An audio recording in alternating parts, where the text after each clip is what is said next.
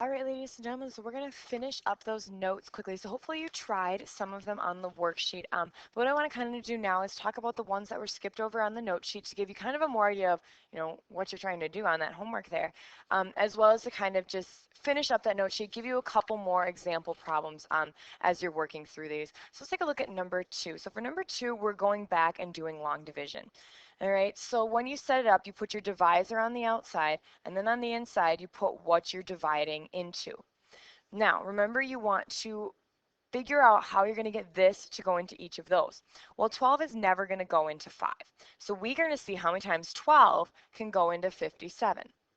And 12 can go into 57 4 times. So then I take 12 times 4, and that's going to give me 48. And now I'm subtracting off that. So now I'm going to do 57 minus 48, and that's going to give me 9. So then I want to bring on down my next number. So now I want to see how many times that 12 can go into 93. Well, 12 goes into 93 7 times. 12 times 7 is going to give me 84. So I'm going to subtract 84, and then I end up with 9. So bring on down that 0. And now I want to see how many times that 12 will go into 90. And 12 goes into 90 7 times. Multiply that out. 12 times 7 again is 84, so we're subtracting that off. And then we're left with 6 again. So now this is my answer, but I have a remainder. So I'm going to take that remainder and write it over the original divisor. Now if I'm a cool cat, I would go ahead and reduce that fraction to be 1/2. All right, or you could leave it this way because that's the way we can see what the remainder is as well. All right, let's take a look at number 4. So for number 4, the way I suggest doing this is kind of looking at it as 3 separate problems. So I like to divide it up as so. So basically this is what you guys have been doing with dividing monomials. It's a lot easier if you just kind of split it up. Okay, so between 15 and 5, 15 divided by 5 is 3. X to the 4th divided by x is going to leave you with x cubed. Taking a look at that next fraction, 35 divided by 5 is going to give you 7. X cubed divided by x is going to give you x squared. Next one, 20 divided by 5 is 4. X over x cancels out. So that's it. I just divided it. So basically what I did there is I divided a polynomial by a monomial, which is some of what we're going to be doing. But our larger focus is going to be dividing a polynomial by a binomial. So that's with 2 terms. So this is more in-depth than factoring would be. So let's take a look at some of these. So when we're going to do this, we're going to set it up just like we would a normal long division problem. So we're going to have x plus 1 on the outside, and then underneath the rattle, x squared minus 9x minus 10. Now, I want to ask myself, how can I get, I'm just going to look at the very first term. How can I get from this first term to this term right here? Well, let's go from x to x squared. I need to multiply by x. So I'm going to do that. So I'm going to take, and I'll just write this on the side here, that second part and multiply it by x and distribute in that x. So then we get x squared plus x. Now we're subtracting that whole thing off. So I suggest writing that little subtraction sign there so that you remember you're subtracting it off. So really that's going to change the signs of everything. Well, x squared minus x squared is just going to be 0. Negative 9x minus x, that's going to give me negative 10x. And now I'm going to bring on down that negative 10 just as if I were doing long division. So now I need to ask myself, this doesn't matter anymore. What do I need to multiply x by to get a negative 10x? So what takes x and makes it a negative 10x? Well, that's going to be a negative 10. So then I'm going to take negative 10 and I'm going to multiply x plus 1 times that negative 10 and distributing it on in. So we're subtracting off negative 10x plus 1, or plus 10, sorry. And then we want to take that negative and distribute it in. So this has become a positive. That's going to become a negative. So then everything is going to cancel out. And don't worry, we're going to do a lot more examples of this. So if it's not making sense right this second, it will. And you can always come and ask me for help too. So the remainder completely went away. So our final answer then is x minus 10 because our remainder was 0. Let's take a look at number 7. So let's set up this long division problem right here. So on the divisor side, we're going to have x minus 4. Then here we have x squared plus 3x minus 24. So now we want to start at the very first term, and I just like focusing on the first term. So I'm going to ask myself, how can I make x squared? I'm not going to worry about that minus 4 part. I'm just focusing in on that x squared. So how can I take x and make it x squared? Well, I need to multiply by x, so I'm going to put that x up here. So then as a side note, I'm taking x times x minus 4 and distributing that in. Okay, so that's some of the work that I'm going to trust that you guys can start doing in your heads. Okay, so then x times x minus 4. So that's going to be x squared minus 4x. Now recall that we're subtracting that off. So I look at that as distributing a -1, so I change the signs of everything. Basically, whatever your signs are for that second part, you're going to change because you're subtracting it off. I like to look at it as distributing a negative. Think back to Unit 3, Notes 4, when we did adding and subtracting polynomials. So x squared minus x squared is going to cancel out. Here we have 3x plus 4x, so that's going to give us 7x. So now I'm looking at this 7x right here, and I'm asking myself, okay, how can I take that x over there and make it 7x? Well, I need to multiply by 7.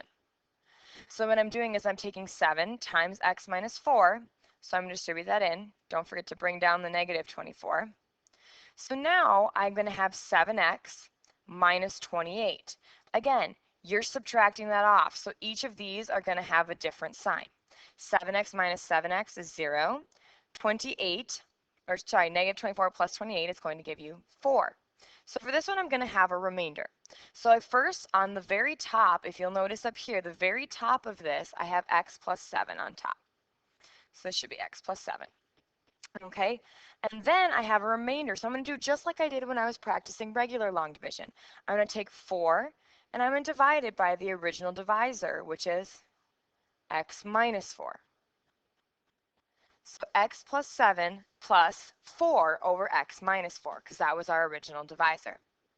Again, before you start freaking out that you don't understand, we still have 5 more examples to go, okay? You're going to get there. So let's change this to 7x. Okay, that's just going to make our lives a little bit easier if we do that. So let's go ahead and do that. So we have x plus 3, and we're going to be dividing x squared plus 7x. Again, so we want to change that to be plus 7x. So now, first thing I do is I ask myself, okay, what do I need to multiply by to get x squared? And that's going to be x. Notice I'm putting that x up in like the x column. I'm kind of making columns to keep myself organized. So I'm taking an x and I'm distributing it into each of those. I'm going to stop writing that work out. Hopefully you see where I'm getting it from. If not, go ahead, bring your note sheet up to me and we'll talk about it. Okay, so then you have x squared plus 3x. And then you're going to subtract those off. So when I subtract things off, I like to kind of change the signs of everything so that I remember that that's what I'm doing. X squared minus x squared is going to be 0. 7x minus 3x, that's going to be 4x. Now I want to bring on down the 12. So next step, I want to take a look at this 4x right here. And I ask myself, okay, what do I need to multiply x by to get 4x? To multiply x by to get 4x, I need to multiply by 4. So I'm taking this entire thing and multiplying it by 4. So when I do that, I get x plus 12. Now, I'm subtracting that off, so I like to change the signs of everything, and then I get 0. Okay, so now I have a remainder of 0, which is good, because I don't have any more work to do. So my final answer then is x plus 4. So when you're writing these out, try and make sure that you indicate to me where your answer is. Okay, so you make it really obvious to me where your answer is. So that I don't have to kind of search through your work. So again, let's get this one all set up. So you have 2x minus 1, then underneath 2x squared plus 3x minus 5. So again, even though there's a coefficient with the x now, it's still the same thing. I'm going to ask myself, okay, how do I go from 2x to 2x squared? Well, to do that, I need to multiply by an x. So I'm going to put that in my x column. So now I'm taking this guy right here and I'm multiplying each term by x. So that gives me 2x squared minus x. So now I'm going to subtract that entire thing off. So I change the signs of everything. And when I do that, I'm going to get these two to cancel, so that's going to be 0. X plus 3x plus x gives me 4x. And now I want to bring down that minus 5. So now I look at 4x and I look at 2x and I ask myself, okay, how can I go from 2x to 4x? Well, to do that, I need to multiply by 2. So now I'm going to take this entire thing and multiply it by 2. So then I get 4x minus 2. Again, that entire thing is being subtracted off, so I want to change the signs of everything. Those two are going to cancel. Negative 5 plus 2 is a negative 3. So this one's going to have a remainder. Left on top, I have x plus 2. And then for my remainder, I'm just going to write it as plus a negative. You could do minus 3 if you wanted to. So I'm going to take that remainder and divide it by my original divisor, which is 2x minus 1. So that right there is your final answer. Okay, let's take a look at number 10. Now number 10 I think looks a little bit scarier than it is. All right, just because there's cubes in there doesn't really change what's going to happen. So I'm going to do 2n minus 3. And when I write out this trinomial right here, I'm actually going to write this as if there were a squared term. So I'm going to write this as plus 0n squared because there is no squared term, but I like to leave space for one. Okay, I like to leave space for one, and that should be a 21. And you'll see why in a second. Okay, so let's start this. So we want to take 2n and we want to make it 4n cubed. So first of all, how do I go from n to n cubed? Well, I need to multiply by n squared. So that's going to go here. And then how do I go from 2 to 4? Well, I need to multiply by 2. So I'm going to take this thing, multiply it by 2, so then I get 4n cubed minus 6n squared. So then we're subtracting those off, changing the sign. So then here I'm left with 6n squared. Bring down that 5n. So now I'm asking myself, how do I go from 2n to 6n squared? Well, I need to go by 3n. So I'm going to add 3n. And now I'm multiplying that divisor by 3n. And when I do that, I get 6n squared minus 15n. Sorry, minus 9n. So I'm going to subtract that off. So that's actually going to become plus plus. So then here I get 14n, and I'm bringing down that minus 21. So now I need to ask myself, what do I need to do to go from 2n to 14n? And I need to multiply by 7. So I'm going to add 7 to the end. So I'm going to take that divisor and I'm going to multiply it by 7. And I'm left with this that we're subtracting off, change the signs, and there's no remainder. So this right here is our final answer. I'm going to get through as many as I can before the video cuts out. Let's take a look at number 11. So for number 11, you have 8 minus 2. And then underneath it, again, we have a cubed. I'm going to leave a space for a squared because I'm going to need it, plus 8a minus 24. So first things first, to go from a to a cubed, I need to multiply by a squared. So that's going to be the first thing I do. So here I'm left with a cubed minus 2a squared. Subtracting those off, so we change the signs, and I'm left with 2a squared. Next thing I want to do is bring down the 8a. So now I want to figure out how I can go from a to 2a squared, and I do that by multiplying by 2a. So I'm going to subtract off 2a squared minus 4a, which is going to change the signs of everything. So then down here, I'm left with 12a, and I'm going to bring on down that minus 24. Okay, so then I'm asking myself, okay, how do I go from from a to 12a? And that's by multiplying by 12. So I'm going to add plus 12 up here. So I'm going to multiply each of those by 12, so I get 12a minus 24. Subtracting off that whole thing, change the signs, and you get 0. So I'm going to get number 14 set up for you. It's actually going back to the basic example. If you want to try it, feel free.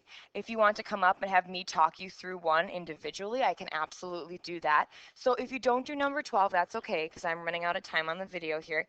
But if you want to do it or do it with me individually, I am absolutely fine with that. Otherwise, once you finish this video, you are good to go for the rest of the homework sheet and no homework this weekend. Thank you.